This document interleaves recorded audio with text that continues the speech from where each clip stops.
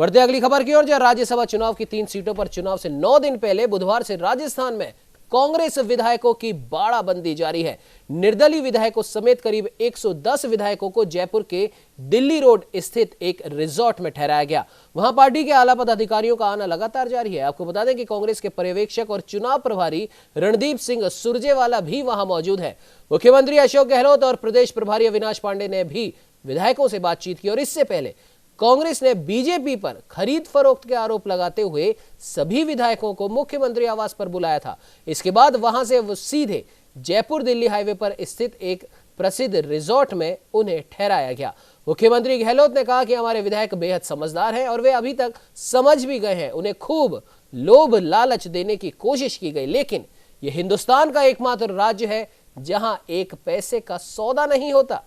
उधर बीजेपी के प्रदेश अध्यक्ष सतीश पूनिया ने कहा कि राजस्थान की कांग्रेस सरकार अपने आप को असुरक्षित महसूस कर रही है। उन्होंने कहा कि भले ही वो भाजपा पर आरोप लगाए, लेकिन उनका खुद का घर सुरक्षित नहीं है। उनको अपने ही विधायकों पर भरोसा नहीं है। साथ ही साथ आपको बता दें कि राजस्थान कांग्रेस ने बुधवार को पार्टी विधायकों और समर्थन देने वाले निर्दलीय विधायकों को जयपुर के बाहर रिजॉर्ट में ठहराया और पार्टी ने यह दावा किया है लगातार कि राज्य में सरकार को अस्थिर करने की साजिश रची जा रही है। विधायकों की खरीद फरोख्त का मामला तो यहां पर था ही, साथ ही साथ यहां पर एक और दावा कर दिया गया है कि राजस्थान में सरकार को अस्थिर करने की कोशिश की जा रही है। जिस प्रकार से गेम थोड़ा सा नीचे कर लो ना, कभी कर्नाटक आता है, कभी मध्य प्रदेश में, कभी महाराष्ट्र राजस्थान में चर्चा चलती रहती है। तो सबकी इच्छा थी कि हम लोग सब लॉकडाउन में सब लोग रहे थे, अपने जिलों के अंदर क्षेत्रों में रहे थे। तो अच्छा हुआ एक बार हम लोग सब मिले आपस के अंदर, इसलिए प्रोग्राम बना और सब लोग आए थे, बैठे बातचीत करी। हमारे पर्यवेक्षक आए थे सूर्यवाला जी, सिंह साहब, वो भी साथ बैठे थे और सबने बैठ के बातचीत करी। अच्छी बातचीत, सबने अपनी भावना व्यक्त की और हम लोगों ने जो मतलब बात करा तो अच्छी मीटिंग है। सर, राजस्थान की सियासत में कैसी परंपरा नहीं रही कभी। देखिए गुजरात के अंदर महात्मा गांधी के साथ क्या हो रहा है, शराबबंदी नाम घर घर में शादी की, उसी प्रकार से तोड़ फोड़ गुजरात की। पिछली बार 17 के अंदर 14 विधायक टूट गए, 14 विधायक अभी 3 टूट गए और 4 पहले टूट गए। हॉर्स ट्रेडिंग करिए कब तक राजनीति करें, ये देश के होने लग गया जिस रूप में सामने बहुत खतरनाक खेल चल रहा है देश का। ऐसे लोगों को नेस्तनाबूद करना चाहिए, ऐसे लोगों को झटका देना चाहिए। पब्लिक सब समझ रही है और कोई आश्चर्य नहीं, आने वाले वक्त में पब्लिक खुद झटका दे देगी उनको, क्योंकि भ्रम नहीं होना चाहिए। इसलिए मैं समझता हूँ आज की मीटिंग हमारी बहुत फ्रूटफुल रही और सब एकजुट होकर गए हैं। हमने कहा आप जाइए, आराम से कल वापस आइए और कल वापस मिलेंगे। कल हमारे वो उम्मीदवार है के सी वेणुगोपाल जी, वो भी आएंगे और मिस्टर अविनाश पांडे भी आएंगे, बीजेपी सेक्रेटरी। तो इस पर बात करने के लिए हमारे साथ जयपुर से हमारे संवाददाता नीरज शर्मा हमारे साथ जुड़ चुके हैं। नीरज, जब भी इस प्रकार की कोई बात आती है, कभी बहुमत सिद्ध करने की बात हो या फिर चुनाव से पहले की कोई बात हो, हमेशा ये देखा गया है, स्पेशली हमें राजस्थान की अगर बात करें तो विधायकों की बाड़ाबंदी की जाती है। और कहीं ना कहीं अगर बीजेपी के प्रदेश अध्यक्ष सतीश पूनिया की अगर बात करें तो उनका कहना है कि राजस्थान कांग्रेस अपने आप को असुरक्षित महसूस करती है और कई मौकों पर जिस प्रकार से सभी विधायकों को इधर उधर रखा जाता है और बाहर राज्यों के उन विधायकों को भी राजस्थान में रखा जाता है, तो कहीं ना कहीं क्या आपको भी लगता है कि ये असुरक्षा की भावना काफी अंदर तक घर कर गई है? नीरज जी, देखिए, निश्चित तौर पर असुरक्षा की भावना काफी अंदर तक घर कर गई है। अब हमें कारण से जानना पड़ेगा, आखिर क्यों ये असुरक्षा उत्पन्न हुई, किन कारणों की वजह से असुरक्षा हुई, उसमें कैंप करना पड़ रहा है या बाड़ाबंदी करनी पड़ रही है। मुख्यमंत्री अशोक गहलोत ने बीती रात शिवविलास में जो आरोप लगाए बेहद गंभीर आरोप हैं और भाजपा के ऊपर पूरी तौर पर ये आरोप है कि विधायकों की खरीद फरोख्त के हॉर्स ट्रेडिंग के प्रयास किए जा रहे हैं।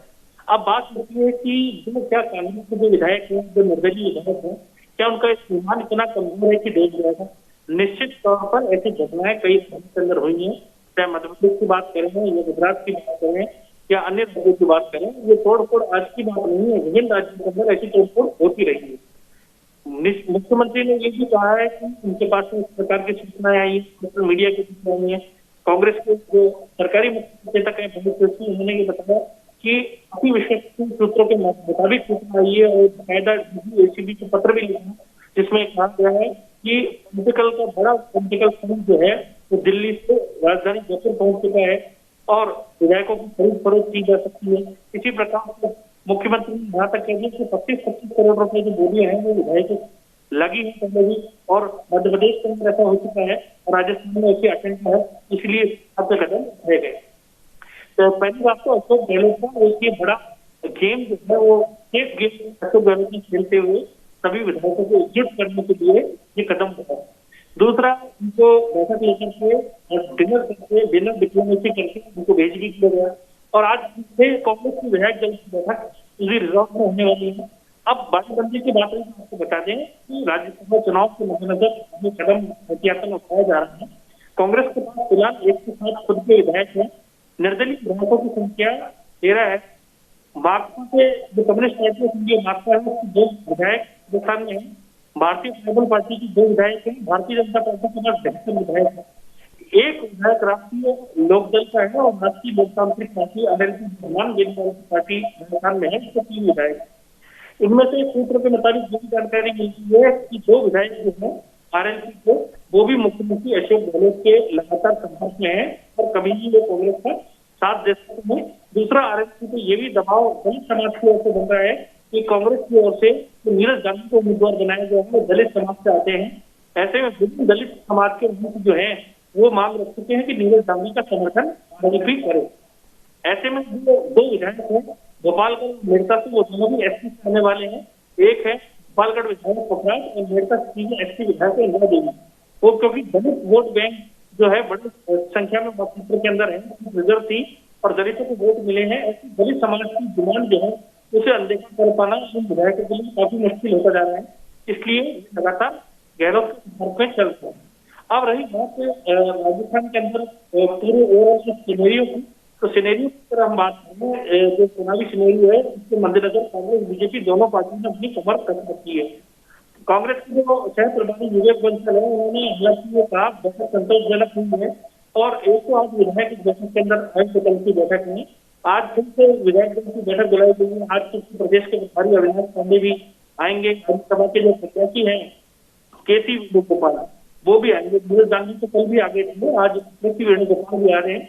और जो खरीद फरोख्त की नीति के आरोप लगाए बीजेपी पर, वो कहा है कि ये सफल नहीं होगी, इसके लिए कांग्रेस विधायकों को एकजुट किया जा रहा है। तो निश्चित तौर पर बीजेपी से कांग्रेस को सीधे तौर पर चिंता है, कांग्रेस चुनौती के रूप में से देख रही है, क्योंकि जिस तरीके से लॉकडाउन से ठीक पहले मध्य प्रदेश के अंदर जनता इंडिया और विभिन्न विधायकों का एक साथ बीजेपी के अंदर जाना होगा, तो तोड़फोड़ की राजनीति का नाम नहीं दिया जाए तो क्या नाम लिया जाए? क्या स्वेच्छा से वो लोग गए थे? आखिर क्या कारण था कि अचानक उनको सरकार जो गिराने के लिए दूसरी पार्टी का दामन थामना पड़ा और आज स्थिति ये है कि वहाँ चुनाव नहीं हो पा रहे हैं? ये भी निश्चित तौर पर देखा जाना चाहिए। डर है, इस बात से कोई इनकार नहीं करता, कांग्रेस खुद स्वीकार कर रही है कि उन्हें डर है और इसी डर को सुलझाने के लिए उन्होंने कैद की। जी बिल्कुल नीरज, आपने सही कहा। और साथ ही साथ अगर हम राज्यसभा चुनावों की बात कर ले तो एक बड़ी खबर यहाँ पर यह भी आ रही है कि हो सकता है कि आरएलपी के 2 विधायक भी यहाँ इसमें राज्यसभा चुनावों के लिए कांग्रेस में शामिल हो सकते हैं या फिर कांग्रेस की तरफ से समर्थन दे सकते हैं। इस बारे में क्या कुछ अपडेट है? देखिए, जैसा कि मैंने आपको बताया कि आरएलपी के 2 विधायक हैं जो कि मुख्यमंत्री के संपर्क में हैं। जी, भोपालगढ़ और मेड़ता से ये विधायक हैं। पहला जो विधायक है वो पोखराज है, भोपालगढ़ एसपी सीट से है, दूसरी मेड़ता एसपी सीट से विधायक इंदिरा देवी है। और इन दोनों विधायकों के ऊपर कहीं ना कहीं दलित समाज का एक बड़ा प्रेशर है, समाज का, उनके वोटर्स का, कि वो कांग्रेस के नीरज गांधी के पक्ष में खड़े हैं, जबकि वो एसपी के उम्मीदवार है। यहाँ दलित वोट बैंक की राजनीति सीधे तौर पर हावी नजर आती है।